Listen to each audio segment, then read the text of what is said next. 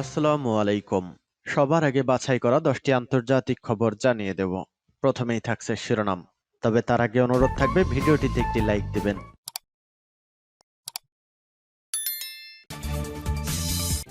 জানিয়ে দিব হাতে থাকা সর্বশেষ আপডেট আন্তর্জাতিক সংবাদ। প্রথমেই সংবাদ শিরোনাম। গাজায় ভোর থেকে নিহত 17, সেফজোনে হামলায় প্রাণ গেল আরও 5 শিশুর।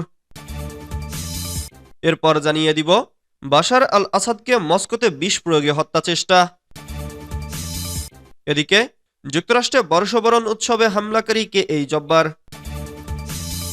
আরও জানিয়ে দিব এবার আল জাজিরার বিরুদ্ধে ব্যবস্থা নিল ফিলিস্তিন। সর্বশেষ জানিয়ে দিব বাংলাদেশিদের পশ্চিমবঙ্গে প্রবেশ করাচ্ছে বিএসএফ, বলেছে মমতা। এতক্ষণ শুনছিলেন সংবাদ শিরোনাম, এবারে বিস্তারিত। তবে অনুরোধ থাকবে ভিডিওটিতে একটি লাইক করবেন এবং কমেন্ট করে জানিয়ে দিবেন কোন জেলা থেকে আপনি আমাদের এই ভিডিওটি দেখছেন। গাজায় ভোর থেকে নিহত 17, সেফজোনে হামলায় প্রাণ গেল আরও 5 শিশুর। ফিলিস্তিনের অবরুদ্ধ গাজা ভূখণ্ডে ইসরায়েলি বর্বর হামলা চলছেই।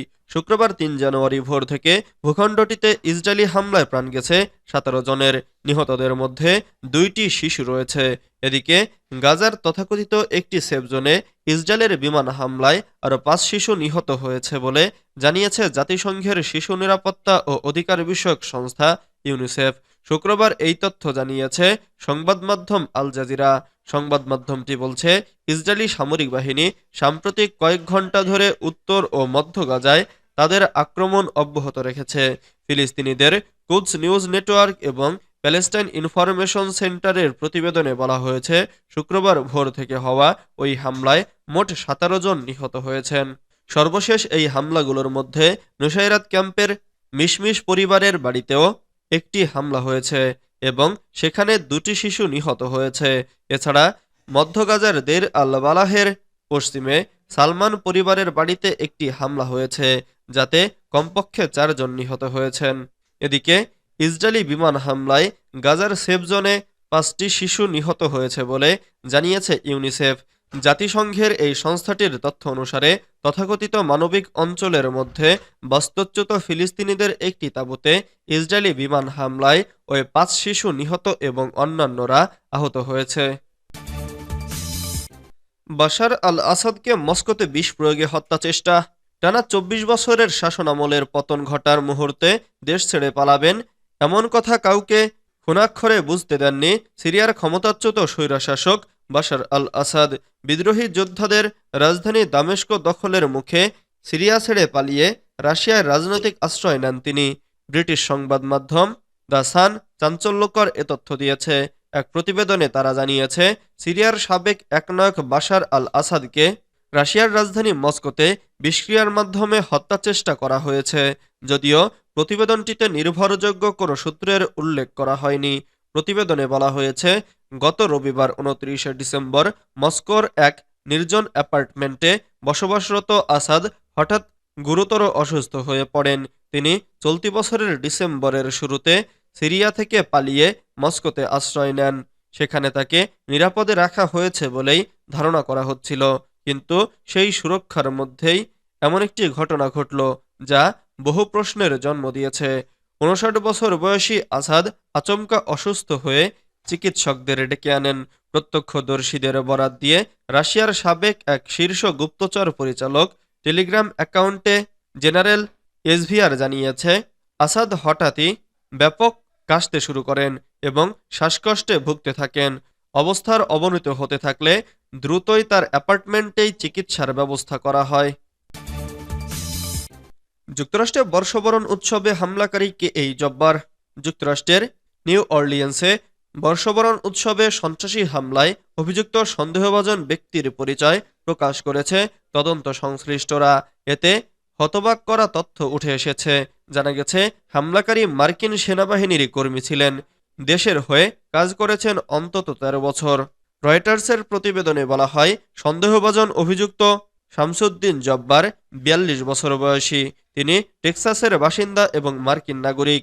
এ ব্যক্তি নিউ অর্লিয়ান্সে নববর্ষের দিন উৎসব উদযাপনকারীদের ওপর ট্রাক তুলে দেন। এরপর গুলি চালিয়ে ডজন খানেককে আহত করেন। এদের মধ্যে এখন পর্যন্ত 15 জনকে আনুষ্ঠানিক মৃত ঘোষণা করেছেন চিকিৎসকরা, বাকিরা গুরুতর আহত অবস্থায় রয়েছে। শামসুদ্দিন জব্বার 13 বছর ধরে মার্কিন সেনাবাহিনীতে কাজ করছেন। ওই সময় আফগানিস্তানেও মোতায়েন হন তিনি। সেখানে তালেবান নির্মূলে মার্কিন বাহিনীকে সফলতার সঙ্গে সহযোগিতা করেন। জব্বার 2007 থেকে 2015 সাল পর্যন্ত সেনাবাহিনীতে মানব সম্পদ ও তথ্য প্রযুক্তি বিশেষজ্ঞ হিসেবে কাজ করেছেন। তারপর তিনি আর্মি রিজার্ভে আইটি বিশেষজ্ঞ হিসেবে যোগদান করেন। 2020 সাল পর্যন্ত সেখানেই কর্মরত ছিলেন। অবসর গ্রহণকালে জব্বার স্টাফ সার্জেন্ট পদে অধিষ্ঠিত হন। সেনাবাহিনীতে চাকরি করার আগে জব্বার বিলম্বিত প্রবেশ কর্মসূচির অধীনে 2004 সালে নৌবাহিনীতে তালিকাভুক্ত হন, কিন্তু 1 মাস পরে তাকে ছাঁটাই করে দেওয়া হয়। কর্পোরেট রেকর্ড দেখায় জব্বার সাম্প্রতিক বছরগুলোতে একাধিক ব্যবসায় জড়িত ছিলেন। এবার আল জাজিরার বিরুদ্ধে ব্যবস্থা নিল ফিলিস্তিন।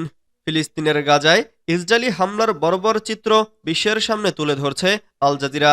এজন্য ইসরায়েল শুরু থেকে সংবাদ মাধ্যমটির ওপর ক্ষুব্ধ।